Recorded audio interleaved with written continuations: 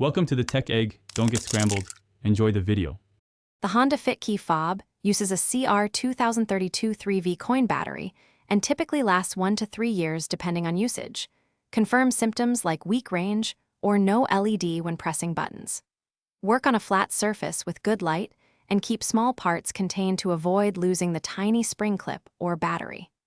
If your FitKey has a removable key blade, remove it first by pressing the small release. Avoid storing the battery near metal objects, and avoid touching new battery faces with bare fingers to prevent oil transfer. Begin by removing the key blade. Press the small release button and slide the blade out carefully to expose the seam on the fob. Pry the fob halves apart gently using a plastic opening tool or a small flat screwdriver at the designated notch. Work around the seam to avoid breaking the plastic clips. Note the orientation of the old battery before removal, then install the CR2032 3V new battery with the plus side facing up. Press the halves together until clips engage and reinsert the key blade. After reassembly, test all buttons and the LED immediately to confirm function and radio range.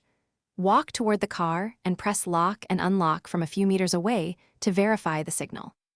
If the fob still fails to operate, remove the new battery to double-check orientation and contacts, and if necessary consult the owner manual for simple reprogramming steps or a dealer for transponder issues. Dispose of the old CR2032 battery properly at a recycling center, and avoid throwing lithium.